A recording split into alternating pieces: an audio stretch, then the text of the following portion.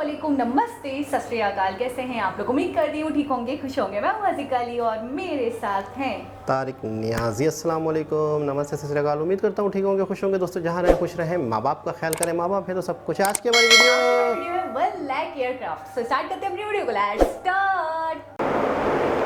Okay guys, तो video का title है 1 लाख एयरक्राफ्ट। सो स्टार्ट करते हैं अपनी वीडियो। इस न्यूज को आप ऐसे समझ सकते हैं कि अमेरिकन एविएशन इंडस्ट्री के लिए अब भारत एक क्रिटिकल कंपोनेंट सप्लायर की तरह बन चुका है। इस वीडियो में एयरक्राफ्ट मैन्युफैक्चरिंग से रिलेटेड कुछ काफी बड़ी खबरें आज हम कवर करने वाले हैं, इसलिए इसको एंड तक देखिएगा।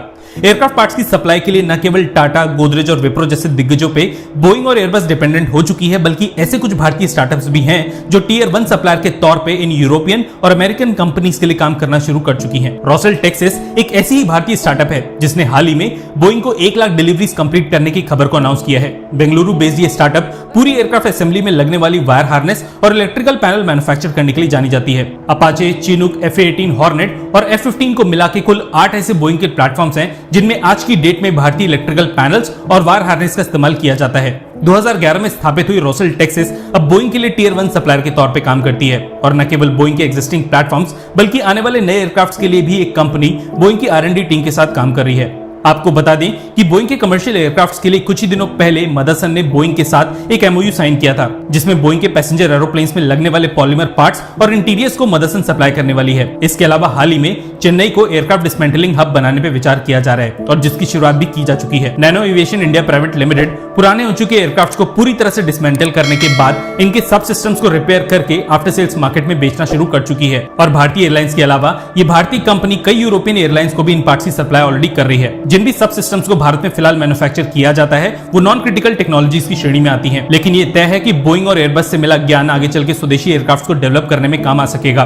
वैसे आप सब ये जानते होंगे कि देश की पहली private aircraft manufacturing facility Gujarat में सेटअप की जा रही है। टाटा और एयरबस की ये जेवी आने वाले कुछ सालों में भारत में 40 C295 एयरक्राफ्ट मैन्युफैक्चर करने वाली है और इन एयरक्राफ्ट के मेजर इलेक्ट्रॉनिक सिस्टम्स BEL और भारत डायनामिक्स सप्लाई करेगी। इसके अलावा कई MSMEs को इस प्रोजेक्ट के लिए चुना गया है, जिससे जितना हो सके उतना इन एयरक्राफ्ट में लोकलाइजेशन को बढ़ाया जा सके। वैसे जिन लोगों को नहीं पता उनको बता दें कि तेलंगाना बेस्ड आजाद इंजीनियरिंग भी बोइंग के सप्लायर्स में से एक है, जो बोइंग को हाइड्रोलिक और मैकेनिकल फिटिंग सप्लाई करती है। क्रिटिकल मिसाइल पार्ट्स और subsystems, aircraft flight control systems, compressor engine, airfoils और टरबाइन इंजन के कंपोनेंट जैसी चीजें एक कंपनी न केवल भारतीय PSUs को सप्लाई कर रही है, बल्कि ऐसे बहुत से फॉरेन OEMs हैं जिनके लिए एक कंपनी टियर 1 सप्लायर के तौर पर ऑलरेडी कई सालों से काम कर रही है। इसके अलावा आजाद इंजीनियरिंग एक नई मैन्युफैक्चरिंग प्लांट पे भी काम कर रही है और कंपनी ऑफिशियल्स के मुताबिक इस नई प्रोडक्शन प्लांट में टरबाइन इंजन्स और रोटर इंजन्स के कुछ ऐसे रोटेटिंग कंपोनेंट्स की मैन्युफैक्चरिंग की जाएगी जो आने वाले समय में भारत समेत कई देशों के एरोस्पेस इंजन मैन्युफैक्चरर्स की जरूरतों को पूरा करेगा। हनीवेल, जनरल इलेक्ट्रिक, HAL और मित्सुबिशी कुछ ऐसे बड़े एरोस्पेस इंजन मैन्युफैक्चरर्स हैं जिनके बढ़ रहे ऑर्डर वॉल्यूम को देखते हुए नई प्लांट लगाई जा रही है। इन सभी खबरों से दिन बन चुका हो तो कमेंट सेक्शन में MIA लिखने के बाद वीडियो को लाइक किए बिना मत जाइएगा। धन्यवाद, जय हिंद। टोटल वीडियोस को देखने के बाद, मैं जितनी भी वीडियोस देख रही हूँ, टोटल वीडियोस को देखने के बाद सिर्फ एक लक्ष्य, एक मकसद, एक गोल उभर कर सामने आता है। Export, export, export. दुनिया की ज़रूरत बनना, दुनिया पे निर्भर नहीं करना, बल्कि दुनिया हम पर निर्भर करे। अच्छा, कोई एक फील्ड नहीं है, कोई एक रास्ता नहीं है जो उन्होंने अपना लिया है जी। मेट्रो में वो आगे चल रहे हैं तो चल रहे हैं, मेट्रो में चल रहे हैं, IT में वो आगे बढ़ रहे हैं तो बढ़ रहे हैं, फिर दूसरी चीज़ों को देखना ही नहीं है जी। इसमें ही हमें टाइकॉन बन के दिखाना है, इस चीज़ का ही हमें मास्टरमाइंड बन के दिखाना है, इस चीज़ में ही हमें झंडे गाड़ने हैं और दूसरी फील्ड्स को नहीं देखना। हर फील्ड में आगे बढ़ रहे हैं, हर फील्ड में प्रोग्रेस हो रही है, हर फील्ड में मैन्युफैक्चरिंग हो रही है। अच्छा, चेन्नई के हवाले से, तमिलनाडु और चेन्नई के हवाले से मैंने पहले भी कुछ वीडियोस में सुना था कि पूरे प्लांट्स हैं वहाँ पे। बिल्कुल, बहुत ज़्यादा इंडस्ट्रीज़ बहुत अच्छी हैं वहाँ पे, बहुत इंडस्ट्रीज़ हैं। एक हमने ओला बाइक था, बाइक के हवाले से भी एक वीडियो देखी थी, तो उसमें भी हमने मैन्युफैक्चरिंग के हवाले से जब हमने सारी बातें जानी थी और सारी इन्फॉर्मेशन हमें मिली थी, तो उसमें भी चेन्नई के अंदर ही उनका सेटअप है, सारा प्लांट है, तो हमें पता चला था। अच्छा, एक चीज़ है कि पिछले दिनों हमने एक वीडियो देखी थी जिसमें एयरक्राफ्ट ख़रीदना और फ्रांस से ख़रीदें या अमेरिका से ख़रीदें F-18 और फ्रांस से दूसरे राफेल तैयारे। तो मैं ये सोच रहा हूँ कि ये तो अभी की बातें हैं, आने वाले वक्त में मेरे ख्याल में इंडिया को इस तरह की चीज़ें किसी से ख़रीदने की भी ज़रूरत नहीं पड़ेगी। जिस तरीके से सारी चीज़ें पूरी मैन्युफैक्चरिंग अगर यहाँ हो रही हैं तो लड़ाका तैयारे जो हैं वो भी, इंजन्स यहाँ बन रहे हैं। ठीक है, लड़ाका तैयारे भी यहीं बनेंगे। फाइटर्स अच्छा, अब भी जो है ये पार्ट्स पे काम हो रहा है, आने वाले वक्त में इंजन्स पे भी काम होगा। कुछ वक्त ऐसा होगा कि total he A to Z aircraft के हवाले से, प्लेन्स के हवाले से मैन्युफैक्चरिंग इंडिया में ही होगी। सही। तो कोई भी फील्ड, किसी भी फील्ड में इंडिया अपने आप को एक कदम भी पीछे नहीं छोड़ना चाहता। हर तरफ तरक्की, हर तरफ नई जदीद टेक्नोलॉजी। हमने एक वीडियो देखी थी जिसमें माइक्रोस्कोप, जो पूरी मतलब अंतरिक्ष, मिरर लिक्विड माइक्रोस्कोप, मैं कहता हूँ कि टेलीस्कोप, मतलब हम सोच भी नहीं सकते, हम तसव्वुर भी नहीं कर सकते। बिल्कुल। और उन चीज़ों पे फोकस है इनका। तो इंडिया किसी भी फील्ड में अपने आप को पीछे नहीं रखना चाह रहा। सही है। छोटी से छोटी चीज़ें हैं, मैन्युफैक्चरिंग है, आईटी है, और मैं वही कह रही हूँ, हर फील्ड, बिल्कुल चाहे ऐसे। वो स्पेस के प्रोग्राम्स हों, चाहे वो मेट्रोज हों, कुछ भी हो, एक्सरसाइज, मैं तो सबको इंक्लूड करूँगी। जिस हवाले से मैंने वीडियोस देखी हैं, मुझे लग रहा है कि सब में उभर कर आगे आ रहा है। अच्छा, एक चीज़ और कि जिस तरीके से गौर व फिक्र करी जा रही है चेन्नई को ही लेकर कि जी यहाँ पे डिसमेंटल करवाया जाएगा जो पुराने एयरक्राफ्ट होंगे वो, उसके बाद उसके कुछ स्पेयर पार्ट्स को बेच दिया जाएगा।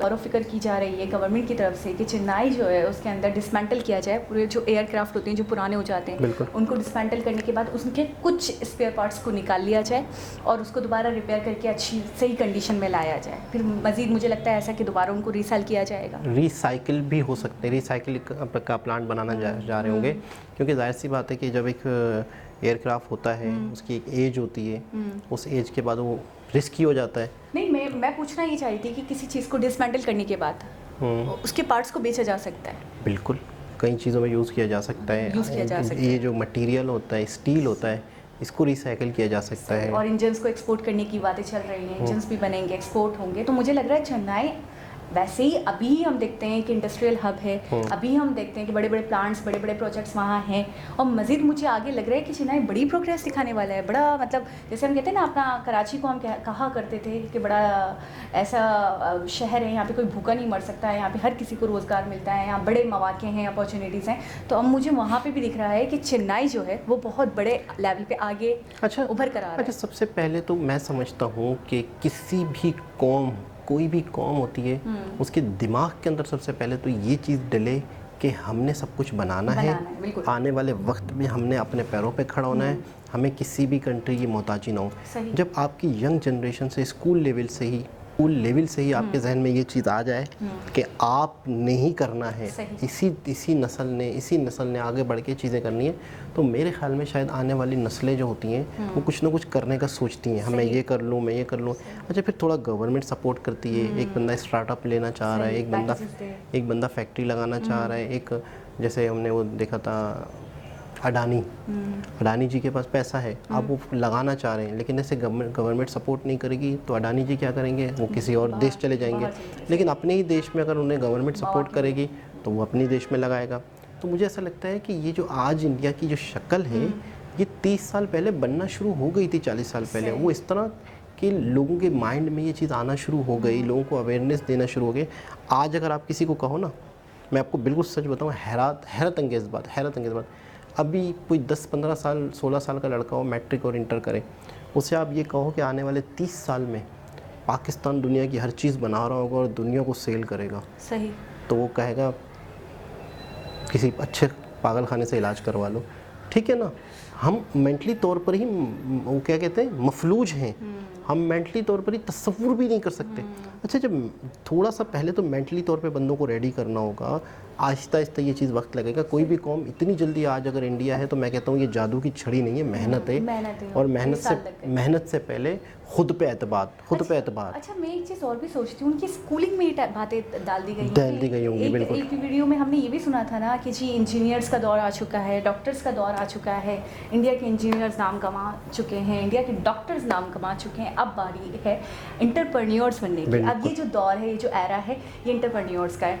अब बिजनेस करना है, लोगों को आगे बढ़ना है, कुछ ना कुछ अपना करना है, छोटा करना है, बड़ा करना है, लेकिन अपना करना है, दूसरों की गुलामी नहीं करनी है, 9 to 5 जॉब नहीं करनी है ऑफिस की। अच्छा, यहाँ पे ना हम अभी भी, मुझे ऐसा लगता है कि जहनी तौर पे अभी भी गुलाम है, अभी भी हम बहुत रिलैक्स, बहुत सेटिस्फाइड, बहुत कंफर्ट जोन में रहते हैं कि जी हमने 9 to 5 जॉब कर ली, हमने बहुत बड़ा तीर मार लिया, हमने ऑफिस जॉब कर ली, हमारे जिस तक कोई है ही नहीं।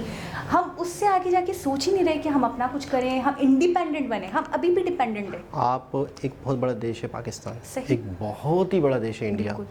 आप मुझे यहाँ के और पाकिस्तान के कुछ मोटिवेशनल स्पीकर्स के नाम बताएं।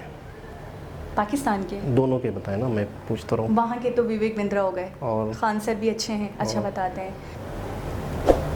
मोटिवेशनल स्पीकर जो होते हैं, जैसे सोनू शर्मा हो गए, ठीक है, विवेक बिंद्रा भी आ सकते हैं उसमें, बिल्कुल ठीक है, संदीप माहेश्वरी हो गए। पाकिस्तान के मत पूछिएगा, मुझे नहीं पता। तो यही अलमिया है। मैं मैं ये उनको सुनती हूँ, उनको नहीं सुनती। अच्छा देखिए, नहीं है भी कम ना, इक्का दुक्का ही है। हैं कासिम नहीं, अली, वो कोई चाय वाले आप बता तो रहे थे, कासिम अली शाह है, आज़ाद चाय वाला, वो मतलब बिजनेस स्टार्टअप के हवाले हाँ से जो भी बातचीत। है, मोटिवेट करते हैं ना। लेकिन मैं ये कह रहा हूँ कि ना होने के बराबर ना है, होने के बराबर। इक्का दुक्का, और लोगों को पता भी नहीं है, वो अभी इतने फेमस भी नहीं है। तो कहने का मतलब ये है कि ये फ़र्क है। ये फर्क है। हमारे यहाँ पे मतलब मोटिवेशनल लोगों को मोटिवेट करने वाले ही कम हैं, तो मोटिवेट लोग कहाँ से होंगे। बिल्कुल सही। और हमारे यहाँ पे जो यंग जनरेशन है, उर्दू समझती है, हिंदी समझती है, वो इंडियंस को देखती है, तो इसका मतलब है लोग तो हैं, सुनने वाले तो हैं, लेकिन गाइड करने वाले नहीं हैं। यहीं से अंदाज़ा लगा लें कि अंतर कितना है। अच्छा, एक दो जो हैं उनको भी, जैसे उनकी मैंने देखे हैं, उनकी क्लिप्स घूम रहे होते हैं, वो बड़े फेमस हैं, बड़े वायरल हो रहे होते हैं। इंडिया के बारे में बात, इंडिया के क्लिप्स पाकिस्तान के लोग सुनना पसंद करते बिल्कुल हैं, बिल्कुल ठीक है ना। तो वो अपने ही पाकिस्तानी को सुनना क्यों नहीं पसंद करते? है ही नहीं ना, वो खास कुछ बहुत हैं, बड़े कुछ हैं, जैसे आज़ाद चाय वाला, मैंने आपके मुंह से नाम सुना, मैंने पर्सनली उनको कभी नहीं देखा, मैंने इतना वायरल नहीं देखा उनको चीज़ों को लेकर। मैं आपको बता रहा हूँ, वो यही वाले मेरा, जब क्यों नहीं सुनते, जैसे आपने कहा मैंने नहीं सुना, तो जानते ही नहीं ना लोग, इतने फेमस नहीं है, इतने सब्सक्राइबर नहीं है, इतने व्यूवर्स नहीं है, इतने फॉलोवर्स नहीं है, तो उनका वो लेवल अभी नहीं है। यानी उस हद तक लोग उनको पसंद भी तो नहीं इसका करते। पसंद जो देखता है, जिनको समझ में आता है, पसंद करते भी हैं। तो कहने का मतलब ये है, हमारे यहाँ अभी इस चीज़ की भी कमी है, लोगों के अंदर जो करंट डालने वाले लोग हैं मोटिवेशनल, तो इसका मतलब है अभी करंट ही नहीं है, करंट भी कम है। तो दोस्तों, एक बहुत ही ज़बरदस्त वीडियो थी। दोबारा किसी और वीडियो से आपसे मुलाकात होगी, जब तक के लिए अल्लाह हाफ़िज़।